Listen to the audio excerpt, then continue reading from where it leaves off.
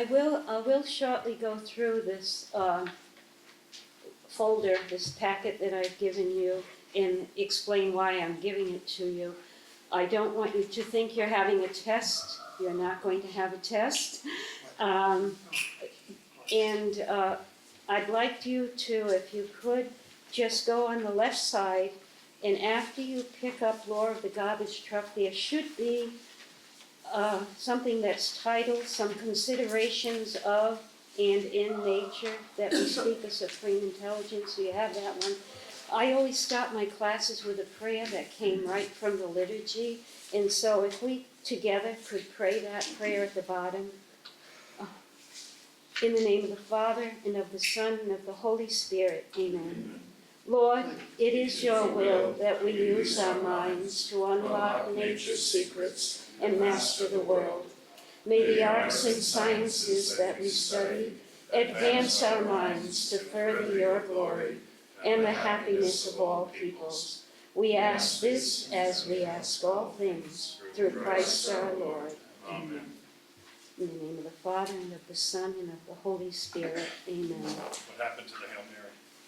Oh, I usually say Mary, seat of wisdom afterwards. Gets me all the time.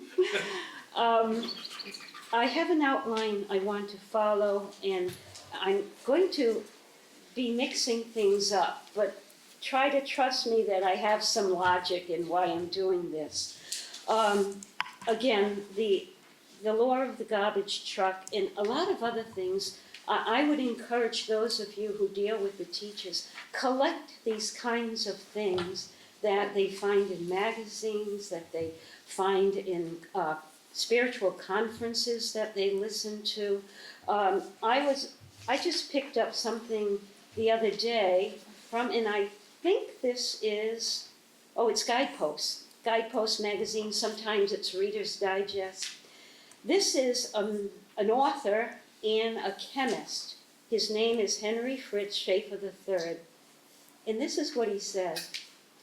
The significance and joy in my science comes in the occasional moments of discovering something new and saying to myself, so that's how God did it. It kind of sets the tone for what I want to talk about. And I would like to start with a quote from the General Catechetical Directory. You all have this on the right, okay? Who is responsible for this? Do you know? This is, and I don't have any peanut M&Ms to give you. You've got to recognize this. Who is this? What is this? What school of thought is this? Please tell me you know. You've got. Is this John Paul II? Well, Thomas Aquinas, scholasticism, and of course John Paul II has really embraced that. So you're right, Father.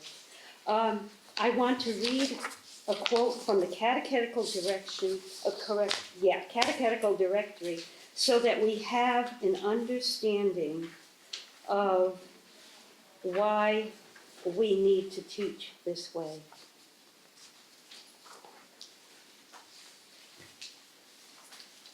If I can find my quote. Okay, Holy Spirit, where are you?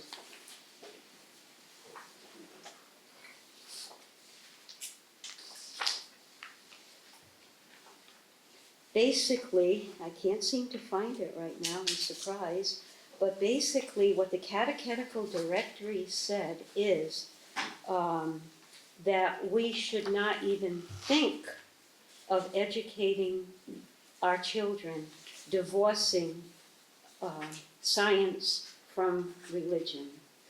I've been a science and religion teacher for years, many years, and there's no way I can teach science without bringing religion in. And there's no way I can teach religion without showing the rationale, the scientific rationale behind why we believe what we believe. Here's a perfect example in that little quote. but I wish I could find it. But at any rate, it's in here, and these are yours to keep. When I saw what time I was going to be talking, I said, oh, there's such a wealth of information. A, I'm not going to get through it, and number two, they're not going to get through it. But I wanted to share so much with you that I figured at least it will be in print. And we'll talk a little bit more about where that came from. I want to delve right into some considerations of and in nature that bespeak a supreme intelligence. I was thinking about this. What do I mean when I say I teach religion in science? We do the same in our school with literature, big time. Our English teachers are very much infusing religion into their Catholic religion into the literature.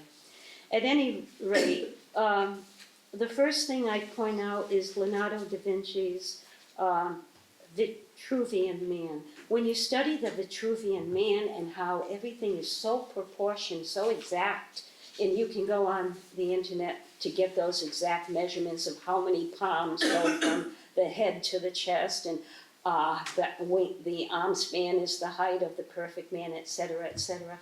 That bespeaks intelligence. That bespeaks beauty. And Leonardo da Vinci, he was certainly an architect, he was certainly a person of science, but he was also an artist. And he took these measurements, and we have the Vitruvian Man sign, the cover of this book I'll speak about shortly, The Human Person According to John Paul II. When I teach hydrogen bonding, are there any of you who teach science, by the way? Any science people? Okay. All right. Well, I'm not going to go into what hydrogen bonding is, except take it on faith. And if you come to my classes or Sister Raphael's classes, you will be able to see why ice cubes float on the top of the water, why ponds freeze from the top down. It's all because of these weak kinds of bonds between the hydrogen and the oxygen that causes gaps. You know yourself, you pick up an ice cube and look at it through the light, and you see gaps. And that makes ice less dense than water. Now think about this. What would happen if ice froze from the bottom of the pond up? Yeah. We'd have no fish, we'd have no animals, no sea animals, no flora, no waterfowl, you know? We have to point those things out to the students to help them to realize, yeah, there's got to be some intelligence behind this. God was really smart, so that's how he did it. He created hydrogen bonding. Of course, then they'll go all the way back to the scientists, but that's because these chemicals are bonding according to their nature. Well, where did the nature come from? You know? Chemical bonding in general, patterns that bespeak intelligence. Remember when you walked into your first chemistry class and you saw the periodic table of elements and you went, oh, we gotta learn that. We have to, what are all those numbers? How come some are black and some are red and some are white? And what are all those columns of all different colors? And when you introduce it to the students and they see the groups and the periodicity, again, it bespeaks intelligence. You can't leave that part of the lesson out. The seasons of the year. In New England, we are so fortunate to have beautiful falls. All those colors were hidden because chlorophyll was so dominant in the sunshine. And as the periodicity of the days get less and less, what do we have? Reds and oranges and all shades of yellows and just gorgeous falls. Beauty. The beauty of God. When we study the structures and functions of one tiny cell, Several of us have been sporting colds these days. It's nothing like a summer cold. It never goes away, or seemingly so. Every one of those cells is not operating the way it's supposed to. And if it were, we would not be sick. You know, you think of a hemophiliac who cannot feel bruises, and how the mother, when the child comes home from school, has to examine the child's body from head to toe to make sure he hasn't bumped into anything or caused some internal injuries because they don't feel. You know, it's good to feel pain. It's okay to feel pain. It's a good thing that God gave us a nervous system to feel pain. What if we never felt pain?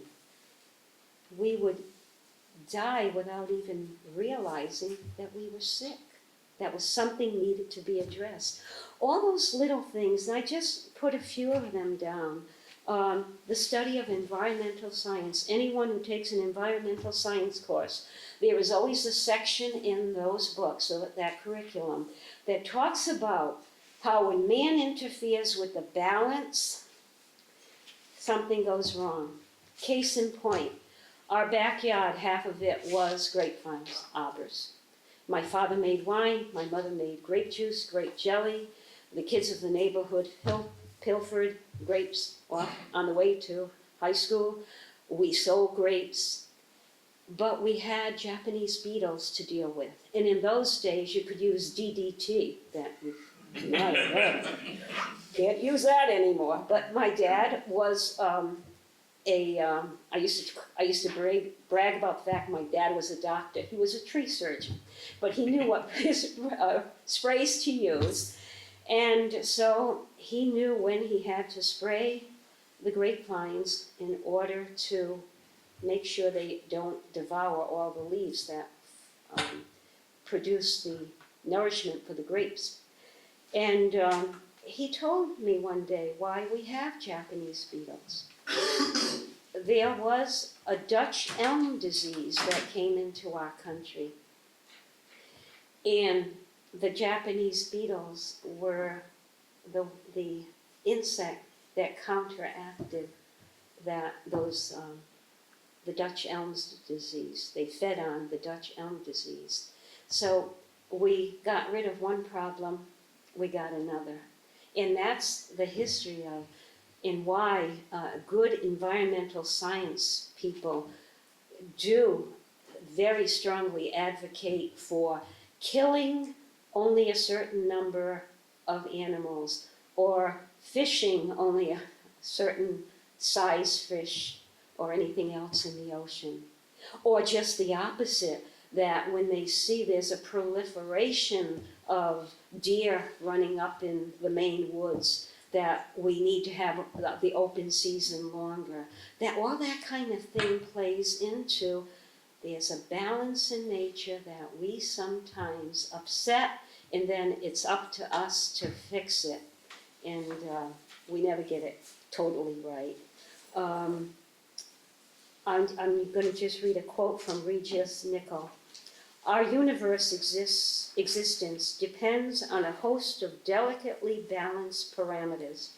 Newton's gravitational constant, the mass and charge of the electron, and the strength and the weak and the strong nuclear forces, any of which, if varied but a smidgen, and that is a real word, would make our cosmic home quite different, perhaps one in which the apples fall up. We take these things for granted, but the balance and just the planets going around all the universe and all the galaxies, if they were off just a micro, we would have catastrophic things going on. And we need to explain those things to the students. One of the things I put in this notebook, and if any of you want to take a look at it afterwards, I ran off enough for you. I didn't want to inundate you. But this section says, list of Catholic clergy scientists. You can get it on the internet. 280, and they go from 900, the 10th century, all the way up to the present. Some of them are still alive. A Belgian priest by the name of George Frideric, father of the Big Bang Theory. You know that, huh? Yeah, father of the Big Bang Theory. And we're going to start with the Big Bang as far as some of the work I have here. Probably on the back of this paper, is there something that starts with Arno Penzias and Robert Leon? I think this is a very significant thing that I learned by reading a book called God and the Astronomers. Have any of you read that book, God and the Astronomers? Right. Robert Jastrow, a confirmed agnostic, wrote the book, and it really is basically about how this was discovered. They were looking for cosmic microwave background radiation. And as happens frequently with scientific discoveries, they discovered something they weren't looking for, that they did empirically prove that the earth had a beginning, the world had a beginning, the universe had a beginning. And it dates back to 13.8 billion years ago. And they, in fact, in 1978, I believe, 78, 79, they received the physics prize, a Nobel Prize for physics, because of this discovery. I'd like to read the quote from how Dr. Robert Jastrow ends his book.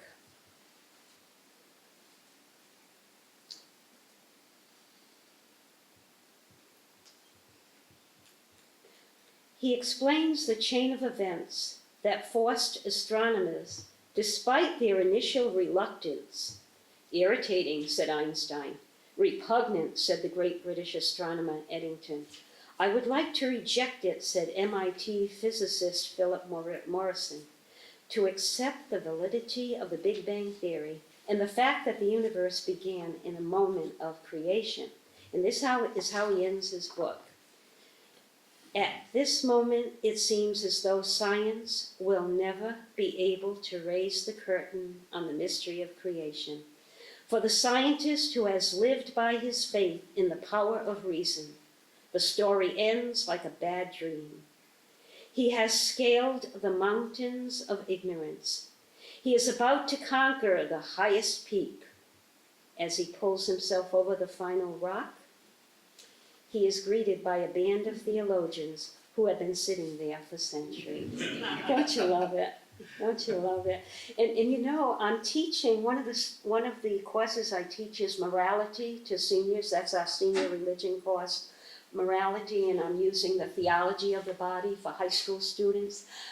When I ever took over that course 4 or 5 years ago, that quote was in the book. Jason and Kristalina Everett and Brian Butler wrote the high school version, and they had this in their background in the courses that they took at, I believe, Franciscan University. So that is a fact now. It's not a theory anymore. It is a fact. You can still call it a theory. But if the world had a beginning, the universe had a beginning, science can't answer. So what came before? Science cannot answer that, you know? And so that's one of the things I wanted to bring out. I think the other thing that is in your packet, and I'm not going to go through, it's yours to read, handouts I give to high school students or read to junior high students about what does the church say about evolution. As a science teacher, I cannot say, oh, there's no such thing as evolution, it's just a theory, God created us exactly as we are today. I have a hard time with that. But everything hopefully is theologically correct, and if it isn't, Father Stravinskas would be the first one to let me know. So I'll let you read that on your own. And now I'd like to go into this section of your pages. You have about 12 pages here. We are not going to get through all of this, but I'll tell you why I overplanned. When Father asked me to do this, my first response was, Father, I've been teaching to the choir. They all know all this. There's been so much written about it. But he told me, no, he thought I should do it anyway. And I thought, how am I going to fill up a whole hour talking about just the things I do? And then it dawned on me. You know what this is, sister? It's my Notre Dame Institute dissertation. We had to write a dissertation to get our degree from St. Thomas Aquinas University in Rome. And mine was on the inroads that modern philosophy has made. Modern philosophy has made and has caused a bankruptcy in intellectualism and decadence in moral relativism. I speak to the girls all the time in my morality classes, my good friends.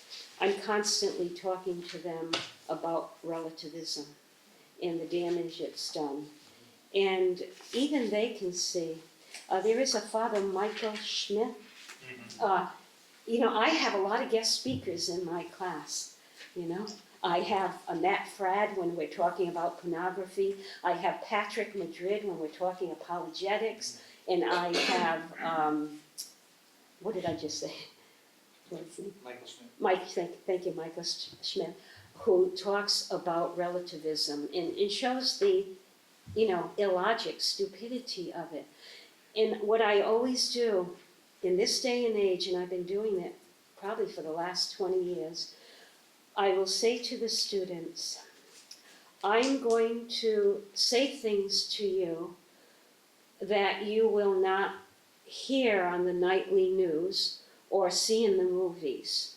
In fact, I'm going to say things to you that are totally counter to the culture in which you are living.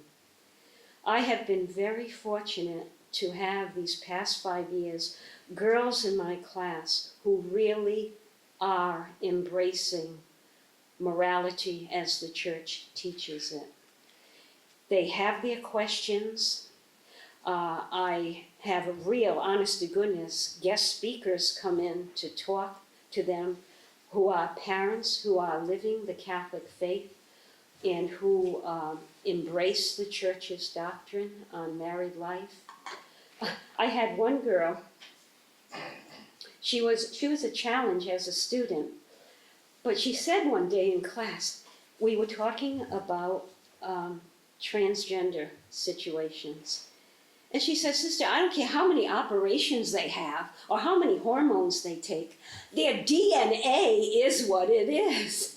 I mean, these are 18-year-olds that can figure it out. How come our Congress can't figure it out? Can you tell me? How come our men in Washington?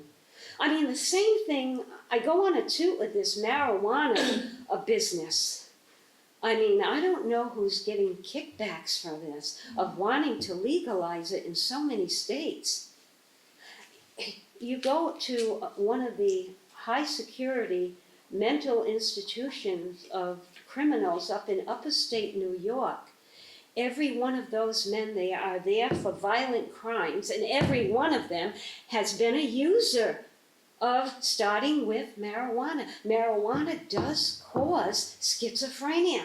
It does, those are scientific facts that I just say, these people who go to Washington, are they mostly lawyers and they don't look into scientific facts? I don't understand. I don't understand why they vote the way they do. And by the way, there is another set of pages, the list of lay Catholic scientists, 180 of those. And so many of them they were the father of or received Nobel Prizes. And if you taught science, you would see their names all over the place, huh? So it is important that we merge the two. But how did we get to the point that we have to stress this? This is the kind of thing that's in these 12 pages. And if you would just lift up the second packet that you have, I don't have it, but the second packet that you have, it has a schema there of yeah, that's it. Would you hold it up to show everyone? Yeah.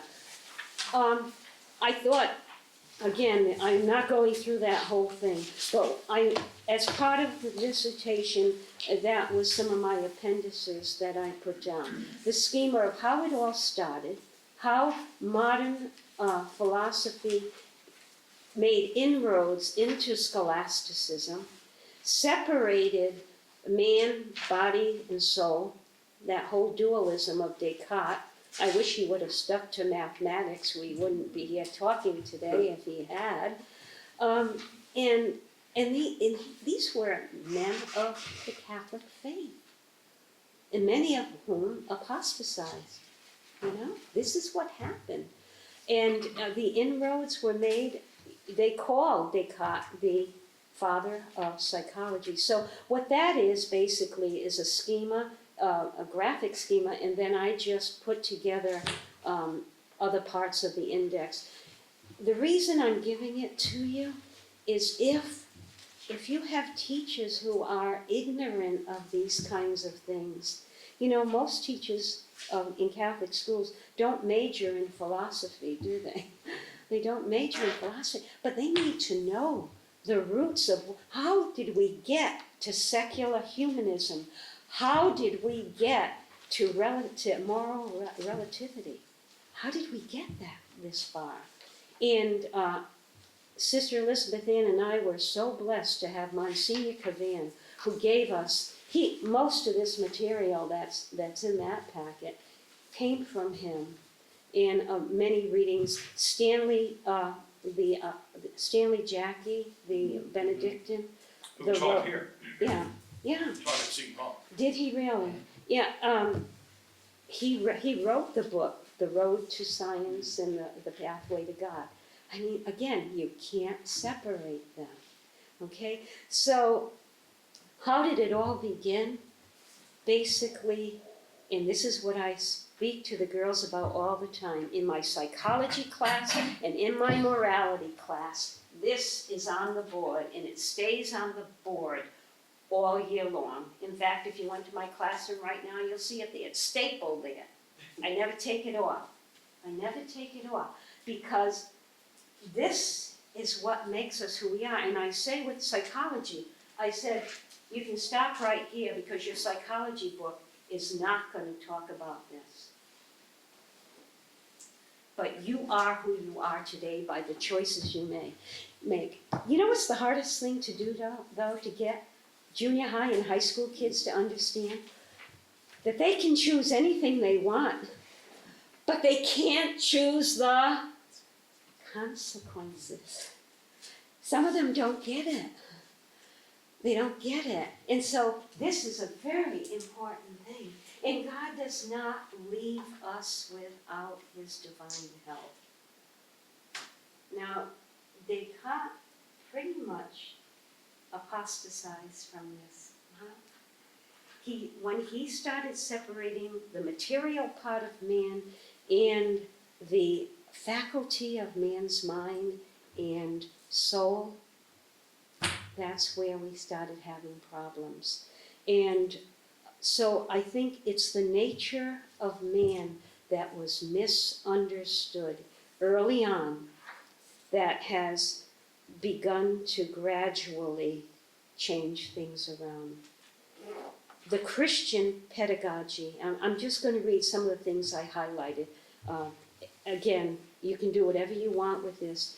if you want to throw it in the garbage over there, just wait till I leave. I don't want to be hurt, you know.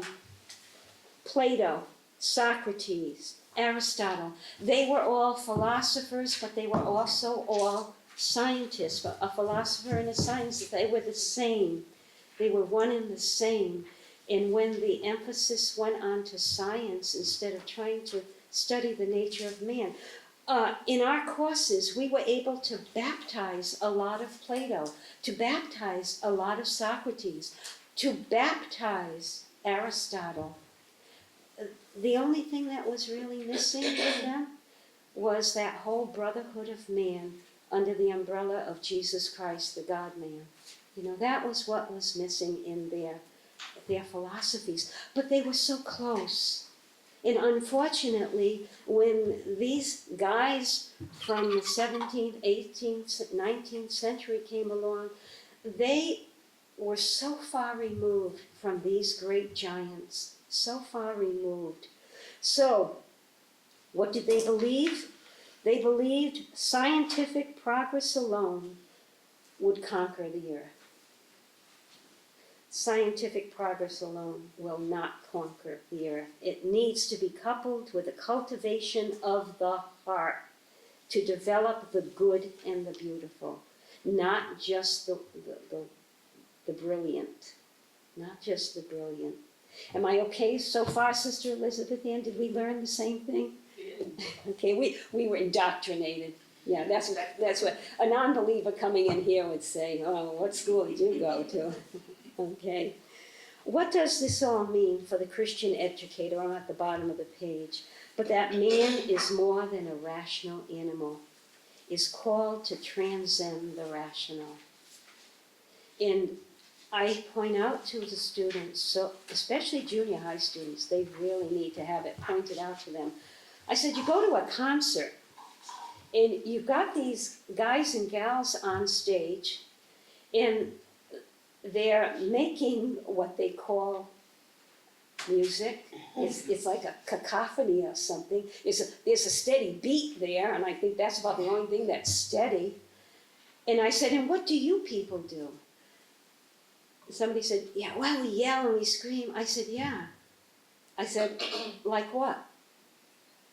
Sister, like animals, huh? Yeah, they bring out the animal in you. You've got, you know, listen to Mozart.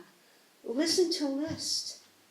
Listen to Tchaikovsky. Are you going to be screaming like an animal? You know? And then it starts to dawn on them, yeah, our culture is just treating us like a rational animal. So, again, here we go with science and religion. And what happens too is the whole philosophical outlook is earthbound. And boy, we don't even realize it sometimes. I was a principal in one school where I had a bona fide kindergarten teacher. She was an excellent teacher. She came from a practicing Catholic family with 6 children. Her whole family, they were just beautiful people. When you met one, you met them all, and you said, I never met somebody like this who I couldn't love.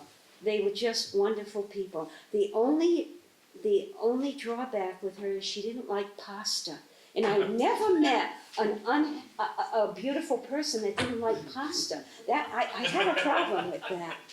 But at any rate, we were being evaluated by NIASC, and so we were looking at our mission statement. And our mission statement had a phrase in it that said that we prepare our students for the world today and for the world to come. And she said, you know, I don't like that world to come phrase in there. Shouldn't we take it out? And I said, sweetheart, that's what we're all about. We're not earthbound. It's not just this world only. You need to think about where you're going with this. Where are they going? How are they getting there?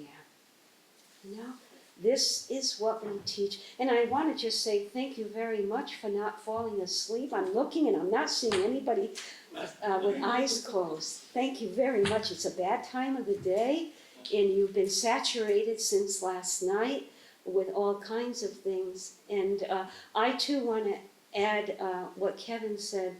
For you to come to a conference like this in the middle of July, your dedication speaks volumes to Catholic education.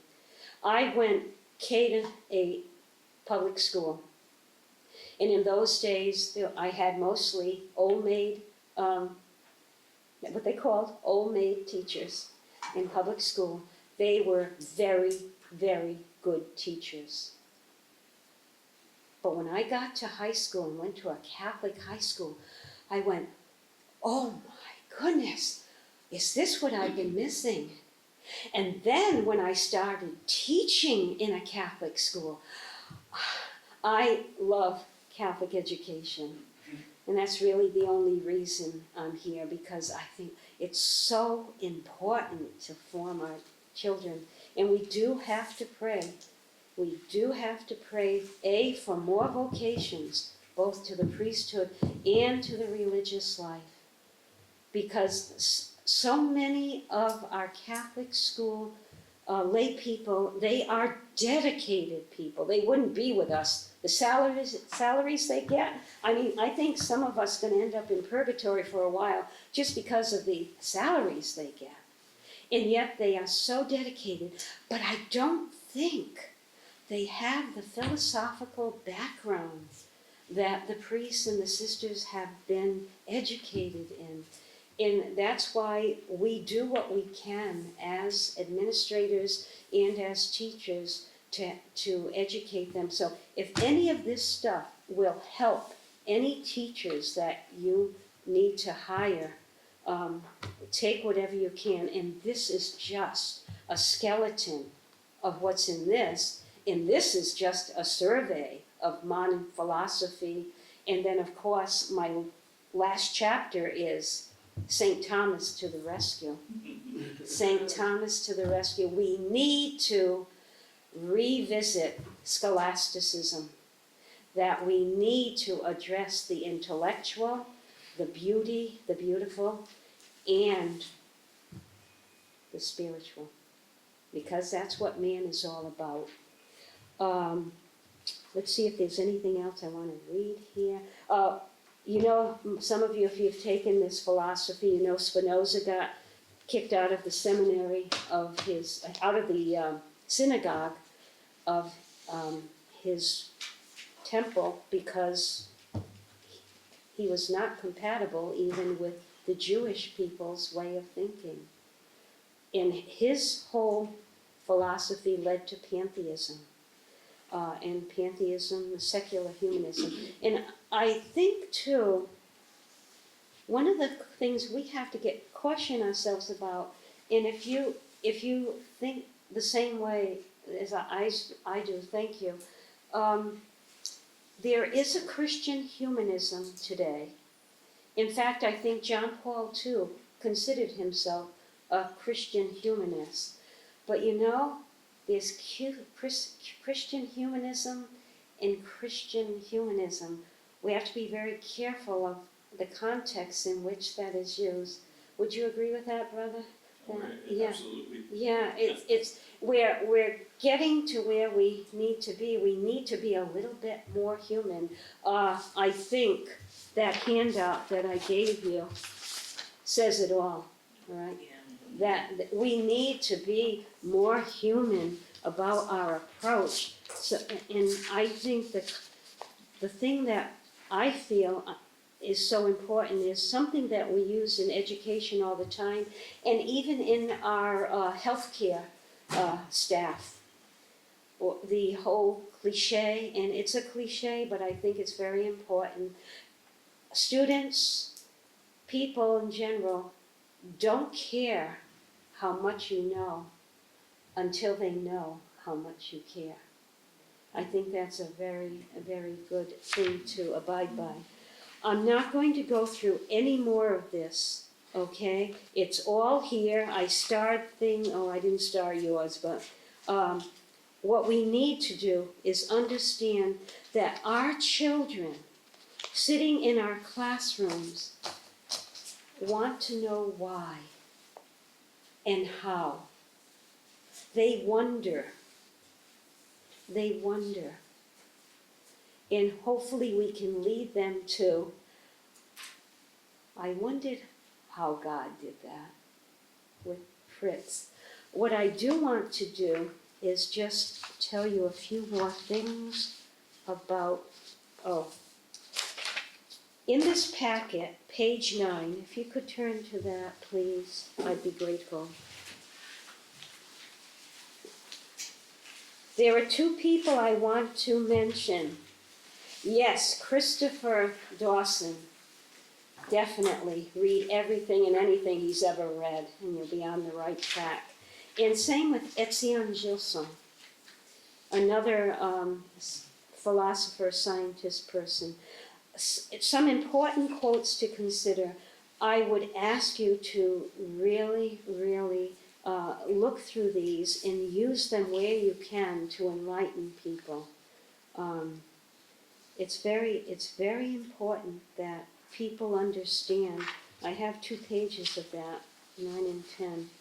And then pages 11 and 12, I just put together some resources.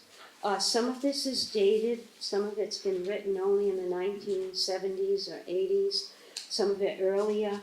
But I think it is very important that we imbue our teachers with this. One of the things, 2 principals and I did together, another sister in my order, we gave the NCEA tests to our teachers, our lay teachers, and our own sisters on staff. And then she and I got the results. And what we did with the results is we picked out all of the continuous errors. If there were 3 or more faculty members that got the same one wrong, and we developed an in-service workshop on that. This was the Acre test, sister? Yes, Okay. yeah, it was really the one for teachers. Right. Yeah, and it really helped them to understand things that they didn't know. I remember one day a faculty prayer in the morning, and that's what we do in all our schools. We have faculty prayer, and then we have student body prayer, some once a week. But in our faculty prayer one day, it was the Feast of the Immaculate Conception.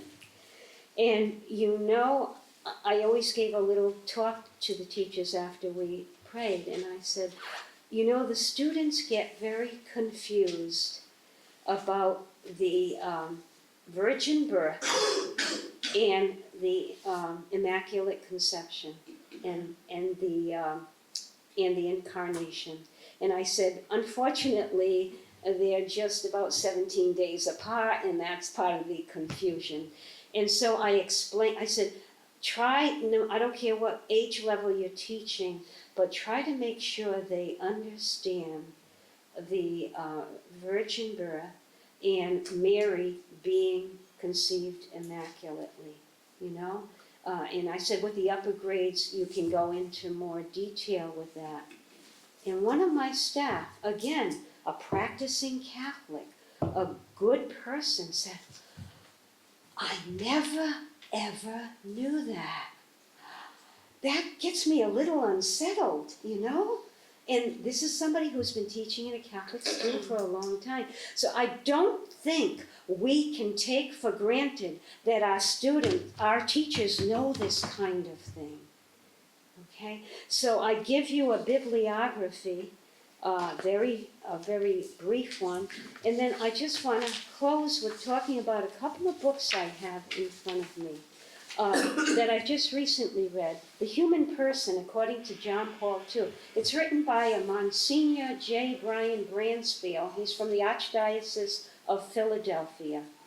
And he talks about the perfect storm, the Industrial Revolution, the sexual revolution and the technological evolution, and how it's produced the kind of culture that our students live in today, and how it's so important to understand. I constantly am referring to this in class with the girls, constantly. It's gotta be part of them to know that there are 4 elements and they can choose. They have that gift of free will, but they also need to develop a relationship with God. And the only way they're going to do it is if they read about Him and read the scriptures. Of course, hopefully those of you who are seminarians, I hope you read Faith and Reason. You better have, and if you haven't, shame on your rectors. This is, I use this book with sophomores. I teach the sophomore life skills class. And we used to do it in the senior class, but I just didn't have time. I had too many other things to teach them in morality class. So I'm using it, with permission of the principal, I use it in the sophomore class. You can buy these in bulk for $2 or $3. You just have to pay the shipping cost. This is Jason and Kristalina Everett, and it's for girls though. It's not for boys, it's for girls. It fitted our school perfectly.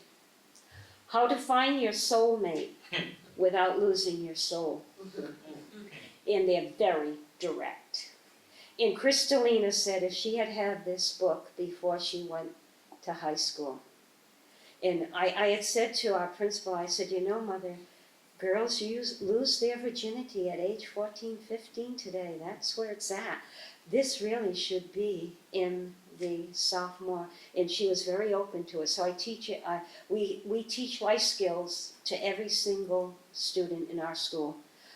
Freshmen have 2 semesters. Sophomores have 2 semesters. Juniors and seniors have 1 semester. And I use this the 2nd semester with sophomores. Okay. And have any of you read The Shattered Lantern? This is by a priest from Toronto, Ronald Rolheiser. He's the author of The Holy Longing.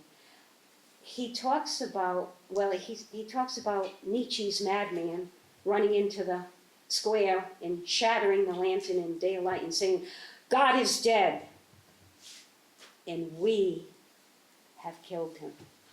You know, people don't hear that second part of it. But he addresses why.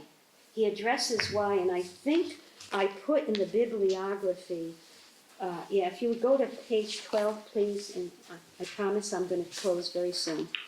The need to recover the ancient instinct for astonishment. How attitudes and habits of receptivity and gratitude, we need to develop these in our students. I say to the students, when we talk about Adam and Eve, I said, what did they do? They took. Man is to receive. It all started with the taking. So this whole attitude of receptivity and gratitude. Why do we have a culture today that is entitled? Entitlement. Huh? We think everybody owes us everything. And it's because we have not developed the attitude of gratitude. I've heard so many, it's very encouraging because I hear so many talks on this now. And then he talks about the sense of the divine providence. And I'm going to close with that because I believe in divine providence 100%. I see it in my life all the time. And I'll give you a perfect example.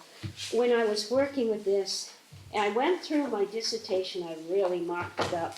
I started highlighting and bracketing things I wanted to say to you, and I said, oh my gosh, this is too much.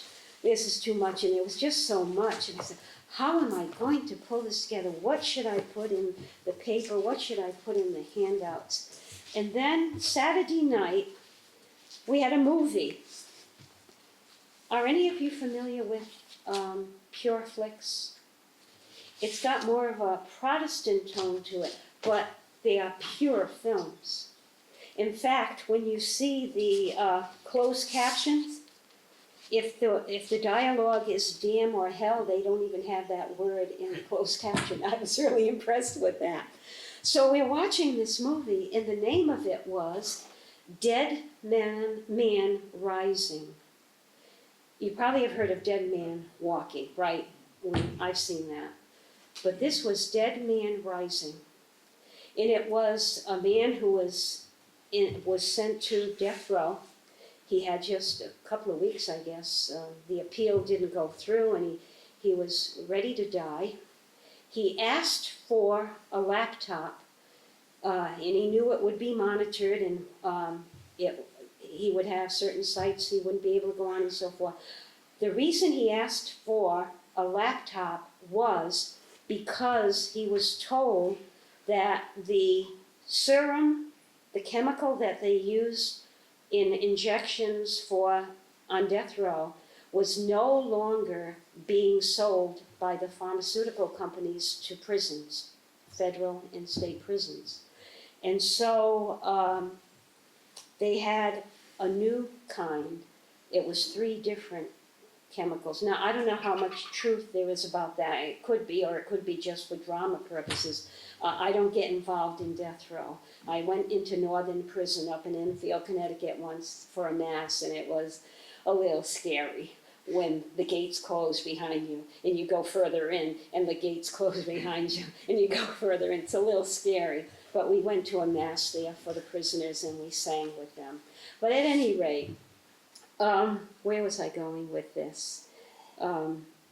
So anyway, in the prison, he gets in there, and across the cell is another prisoner who's on death row, supposedly.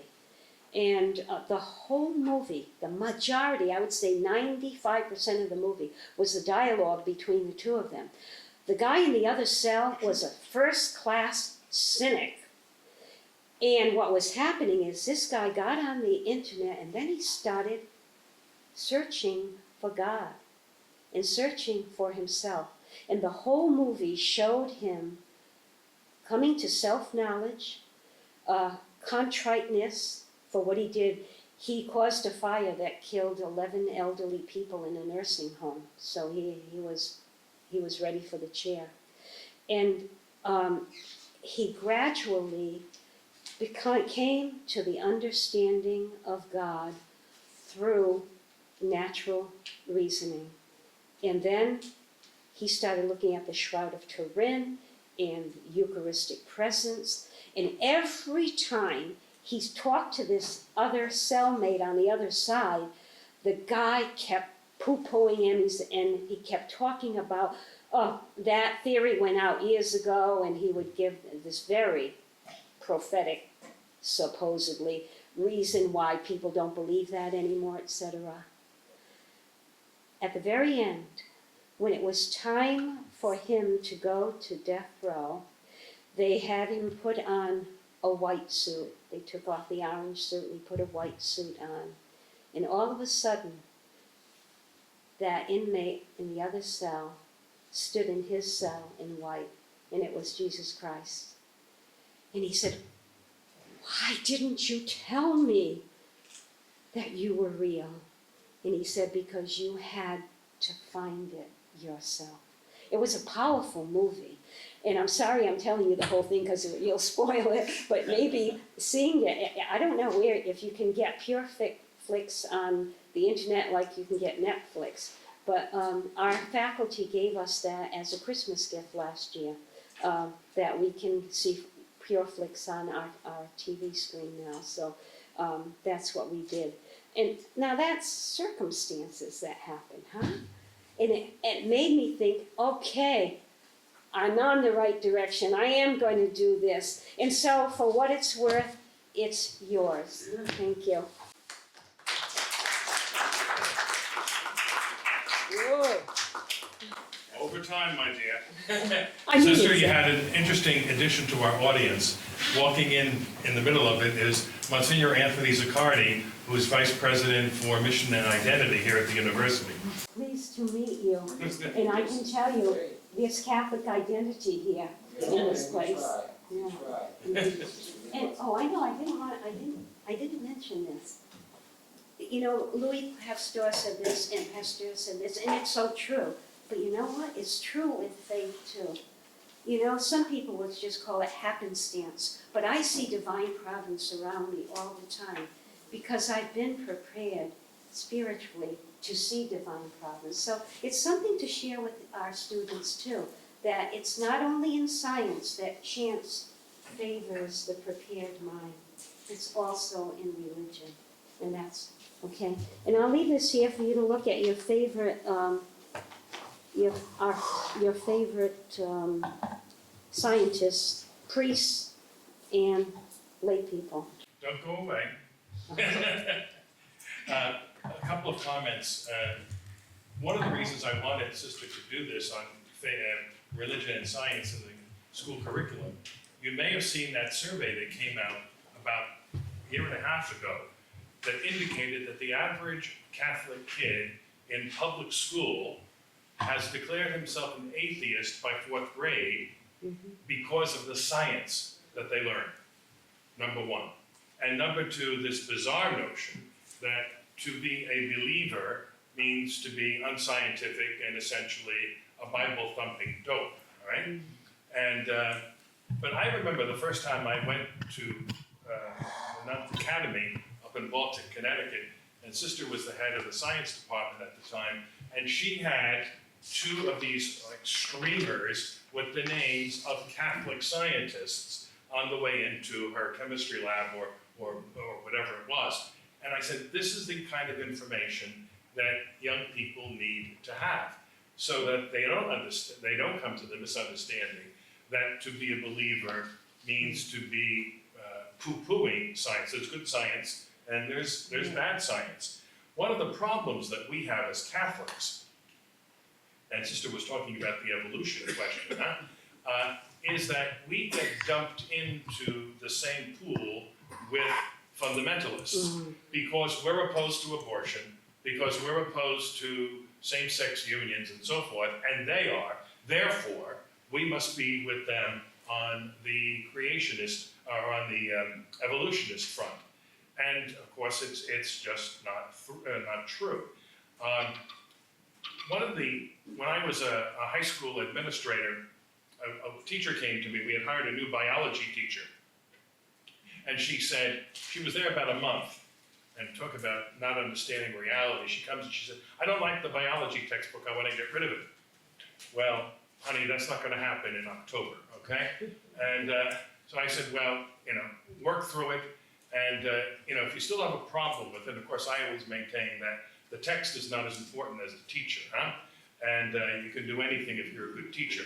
At any rate, February, she comes and she said, I'm still not happy with the biology book and I'd like to change it for next year. Of course, one of the blessings in a Catholic school, you don't have to go through 35 school boards and town resolutions and so forth to decide what kind of a text you're going to use. So I said, all right, well, why don't you come up with 2 or 3 suggestions? I'll take a look at it. Now, I confess, in the presence of 2 sister scientists, I never enjoyed science in school, right?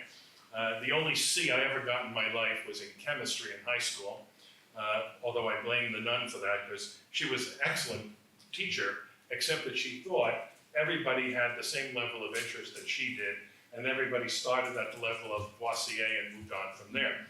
At any rate, this teacher came with these textbooks for me to look at. And so I look at this biology text, and the one area of biology that I always enjoyed was genetics. And so at first I read the textbook, the preface to the textbook. The first paragraph said, we are so fortunate to be living in a moment where religion no longer can suppress science. I said, I don't believe this. So we had a problem, huh? But then I switched to the chapter on genetics. And it says, the first sentence, the father of modern genetics is Gregor Mendel. Good. And then there's a picture of him from the chin up. Because, of course, if you saw the rest of the outfit, you'd realize that statement number 1 in the preface could not possibly be true. So I called her in the next day and I said, I looked at the textbook. Oh, good, good. I said, did you read the preface? And she said, no, no one ever reads the preface. I said, well, I did. I said, what do you think of that sentence? And she said, oh, well, you know. I said, wait a minute. I said, if we're gonna send that textbook home with kids, and parents are gonna look at it and say, we're paying $10,000 a year for our kids to be told that religion and science are incompatible, I could have gotten that for nothing in the local public school. And she said, oh, well, we're not dealing with a rocket scientist. So I said, now let's take a look at the chapter on genetics. So I read that, she said, well, that's true. And I said, yes, it is. I said, but what else do you know about Gregor Mendel? She said, well, he lived in that center. And I said, do you know anything else? No. I said, Gregor Mendel was an Augustinian friar. I said, he was a priest. She said, oh, that's nice. And I said, so we have a problem. The book lies in two directions, right? By what it says and by what it doesn't say. Well, what do you think of the other two textbooks? I said, I didn't bother. And she said, oh, so what are we doing? And I said, well, what we're doing is, you're not getting a contract for next year. Oh.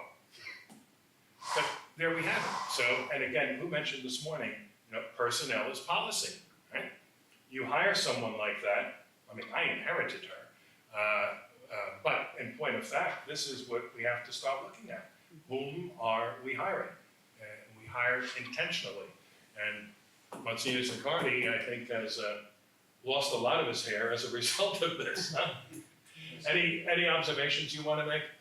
Yeah, I mean, it's spread everywhere, of course, in universities, this particular idea that science and religion are opposed to each other, you know? And it's just part of the cultural air that we breathe. Like, of course, I spend most of my time here trying to do faculty development and getting faculty members that are very bright and have come through the system, have their PhDs, but quite frankly, they really, you know, have also inherited a lot of these biases. So we work at this level, at the university level. And here, of course, everything is by invitation. You can't press the faculty on anything. If you're running a local school or a high school, it's a little bit different. You know, you can work with and require things of professors. Here, we just try to make it very attractive for them to take, and that's the route that we need to take here. But it is a problem in our educational system everywhere that we have these anti-religion biases. And again, I agree with Father Peter, because it is the case that, you know, this kind of stuff is just seeped in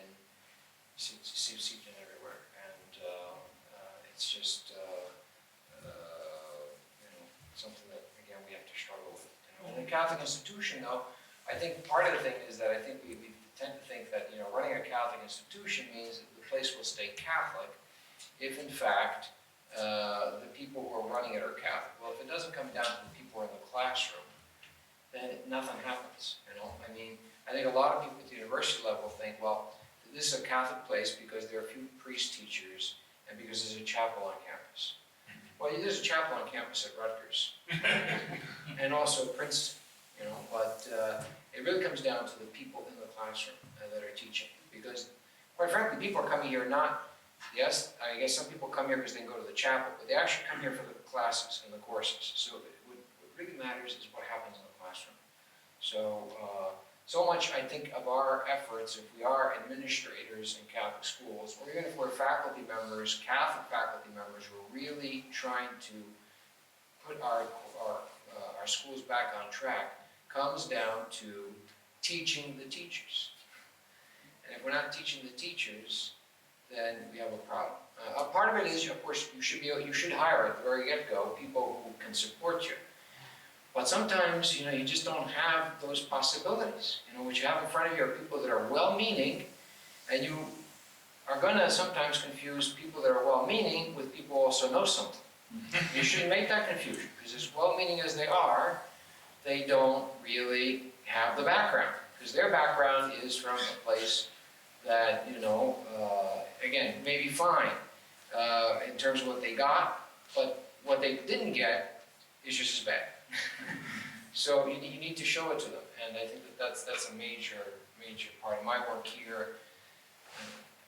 sisters too, you know, once you've hired somebody, you really gotta stick with them and train them, and you'll find the teacher says, well, I never heard of that, you know? Right. And it isn't like there's bad will. Sometimes there is, but just as often, there's ignorance, you know? And with the bad will, of course, you have to meet that straight on. But in terms of telling people, well, there's no reason why you should be working here. But the other people, well, great that you're here. Let's see what we can do with you in terms of getting you up to speed, you know? So if that helps, I don't know what the discussions were before this one, but Sister was very It's good. right so. on, same thing, yeah. Yeah. Thank you. Any other questions or comments for either Sister Robinson or, Bishop? I just want to mention to Sister, there's a very interesting program at Oxford University. I don't know if you're familiar with it, called the Oxford Center for Faith, for Religion and Science. And they, the priest, Father Andrew Pinson, whom I know very well, is the leader of the center. And they have a very good webpage.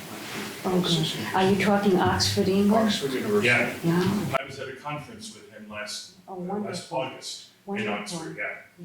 I see a turning with some of these universities that were promoting modern philosophy. I'm very optimistic. I'm very optimistic, and I say this pointedly because I see we have seminarians here. I like what I'm seeing coming out of the seminary these days, so God bless the church, indeed. I will tell you one funny thing. In my biology textbook I taught from some years back, there was a cartoon, and it was a refectory table with all these monks sitting at the table with a bowl of something green in it. And one monk says to the other, "Pea soup again." Thank you. There's a wonderful book about, I guess 5 years ago. I was invited to participate in a program that was being held in New Orleans with religion and science teachers. Were you there, Mike? No, it's too fast. That's right, yeah. And it was an interesting arrangement. The school had to send a religion teacher and a science teacher. And there were 25 pairs that would be there for a week. And one of the people running it was Professor Christopher Baglow, who teaches both at the college seminary and the theologiate in New Orleans. And he has a book, a massive book, for science classes in Catholic schools. And I think I have an ad for it, which I'll give you during the course of the week. But Baglow is the name, B-A-G-L-O-W, Christopher. He's And now at Notre Dame. He's now at Notre Dame. Yeah. Notre Dame University. Notre Dame? Yeah. Oh, see, because he was at Notre Dame in New Orleans. Oh, so he has to change his initials, huh? Maybe he needs to be at Notre Dame. Yeah, but it's an excellent book, and it demonstrates clearly. Well, first of all, it teaches good science, but always with the understanding that this is within the penumbra of the faith. It's really very, very helpful. It's sort of a philosophy and science, natural philosophy, Yeah. natural science. And they, Midwest Theological Forum publishes the textbook version of it, That's right. which is actually not very thick. We use that in our science course at my school. That's good. For what level? That's good. Well, we've been teaching it in 9th grade, but we're going to reshuffle so that we're going to move that up to senior year and greatly expand it. A woman from Montana contacted me a number of years ago, concerned about science being taught well, properly in Catholic schools. And she was talking about elementary schools. And she came up with a lovely little supplemental work, probably no more than 50 pages. So when you're teaching the little ones about the moon and the stars and the sun, all of these various scripture quotes, either from the Psalms or whatever, or the books of wisdom, in relation to that, or the creation of man and so forth. And it was a beautiful way to say, okay, we're teaching this in science, now let's pray about it. Or here is how this beautiful thing in science has occurred. And I encouraged her to develop it and put it into, a more usable form, and I never heard from her again, so. But I think somewhere in a file cabinet, I have this little thing that she first produced. That's good. Anything else? All right, we can take a break until, let's say 3:45, and we'll come back for our next session, all right?